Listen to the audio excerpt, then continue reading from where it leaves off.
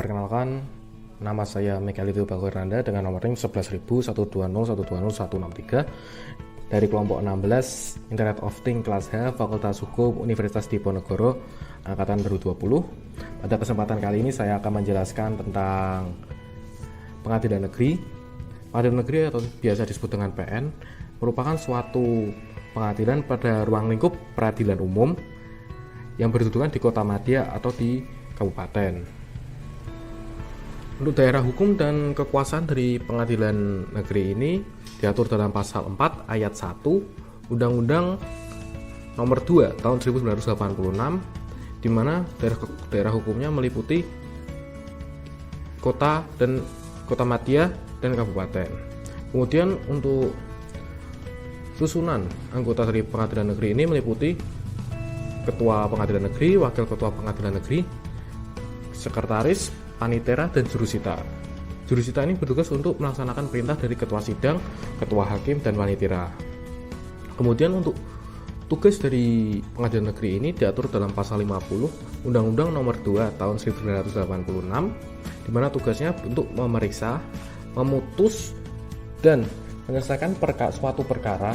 Perkara ini dapat terjadi di perkara pidana dan perkara perdata pada tingkat pertama. Kemudian untuk wewenangnya diatur dalam pasal 52 ayat 1 dan 2 Undang-Undang nomor 8 tahun 2004, di mana wewenang dari pengadilan ini pengadilan negeri dapat memberikan keterangan, pertimbangan, dan nasihat tentang hukum kepada instansi pemerintah di daerahnya apabila diminta. Untuk penjelasan selanjutnya akan dijelaskan oleh rekan saya. Terima kasih.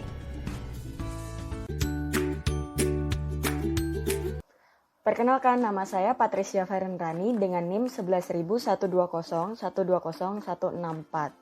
Saya akan menjelaskan bagaimana proses penyelesaian suatu perkara pidana di dalam pengadilan negeri. Tahap paling awal disebut dengan pemeriksaan pendahuluan terbagi menjadi dua, yakni penyelidikan dan penyidikan. Yang pertama adalah penyelidikan. Penyelidikan merupakan serangkaian tindakan penyelidik untuk mencari dan menemukan suatu peristiwa yang diduga sebagai tindak pidana, guna menentukan dapat tidaknya dilakukan penyidikan menurut cara yang diatur dalam undang-undang. Selanjutnya adalah penyidikan. Penyidikan merupakan serangkaian tindakan penyidik dalam hal dan menurut cara yang diatur dalam undang-undang untuk mencari serta mengumpulkan bukti yang dengan bukti itu membuat terang tentang tindak pidana yang terjadi dan guna menemukan tersangka. Lalu, apakah suatu penyidikan dapat diberhentikan? Jawabannya adalah ya, suatu penyidikan dapat diberhentikan karena beberapa alasan.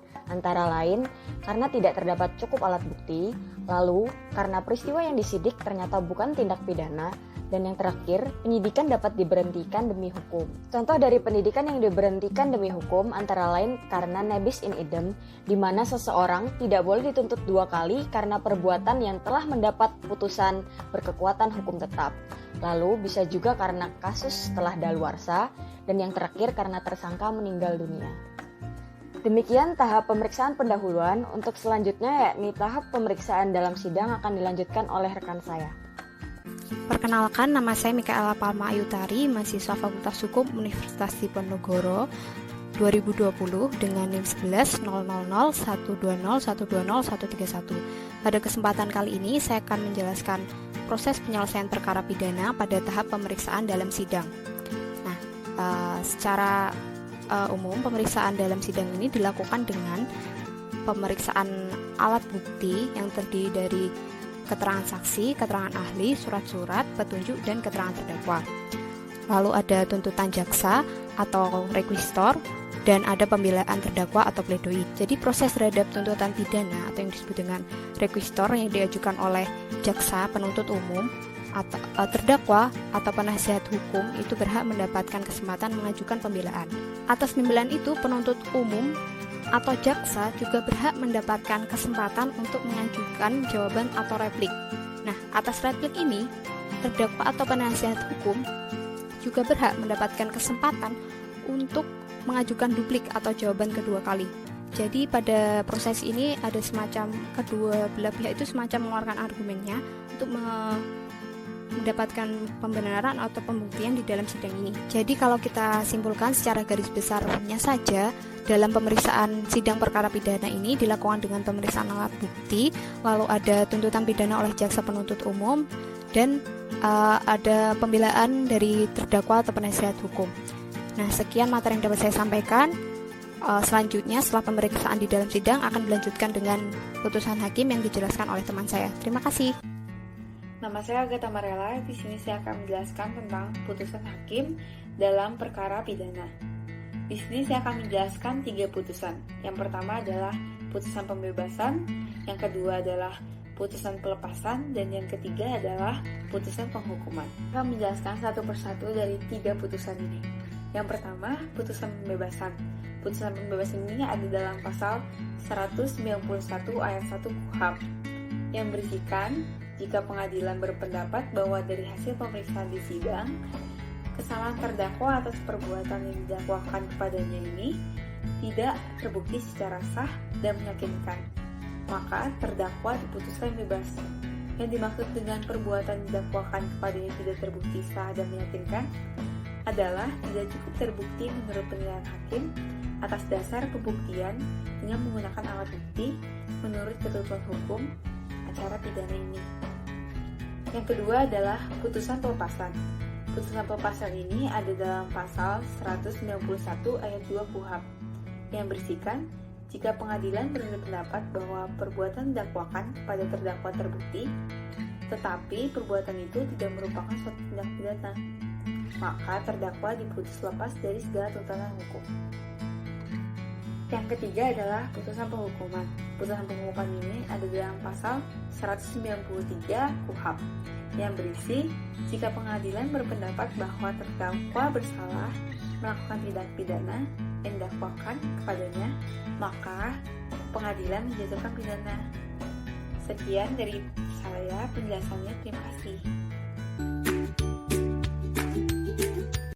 Hai, perkenalkan nama aku Agnes Jessica Sitio. Di video kali ini aku akan membahas contoh penyelesaian perkara pidana di tingkat pengadilan negeri. Nah, kita misalkan pihak kepolisian mendapat pengaduan dari masyarakat bahwa telah terjadi kasus pembunuhan. Maka pihak kepolisian akan mengadakan penyidikan dan penyelidikan guna mencari barang-barang bukti dan mencari pelaku. Nah, apabila bukti-bukti sudah terkumpul, maka pihak kepolisian akan menyusun berkas perkara kelengkapan bukti-bukti yang akan diajukan kepada jaksa penuntut umum, di mana jaksa penuntut umum nanti akan memberikan laporan dan berkas perkara kepada pengadilan negeri untuk diadakan sidang. Nah, langkah selanjutnya adalah ketua pengadilan negeri akan menetapkan majelis hakim, di mana majelis hakim nanti yang akan menangani kasus perkara ini dan menetapkan tanggal sidang. Nah, setelah tanggal persidangan ditetapkan, maka dalam persidangan terdakwa akan dimintai keterangan apakah bersedia untuk diperiksa di persidangan. Apabila terdakwa tersedia diperiksa, maka akan dilanjutkan dengan pembacaan surat dakwaan. Misalnya terdakwa dijerat dengan pasal 340 KUHP tentang pembunuhan, dilapisi lagi dengan pasal 338 KUHP, dan dilapisi lagi dengan pasal 365 KUHP. Namun, apabila terdakwa ingin melakukan eksepsi, akan diberi kesempatan dan sidang ditunda. Kemudian jaksa penuntut umum akan memberikan tanggapan atas eksepsi, kemudian dibacakan putusan sela oleh majelis hakim apakah eksepsi diterima atau ditolak. Apabila eksepsi ditolak, maka akan dilanjutkan dengan pembuktian dan pemeriksaan para saksi yang dilanjutkan dengan pemeriksaan terdakwa, yang mana dari hasil pemeriksaan akan menghasilkan tuntutan dan kemudian adanya pembelaan atau pledoi, kemudian dilanjutkan dengan replik dari jaksa penuntut. Yang selanjutnya adalah pembacaan duplik, dan yang terakhir adalah putusan majelis hakim. Misalnya dalam kasus ini terdakwa dijatuhi hukuman mati. Nah, dengan keluarnya putusan hakim, maka penyelesaian perkara pidana di tingkat pengadilan negeri sudah selesai. Demikian materi yang dapat saya sampaikan. Saya ucapkan terima kasih.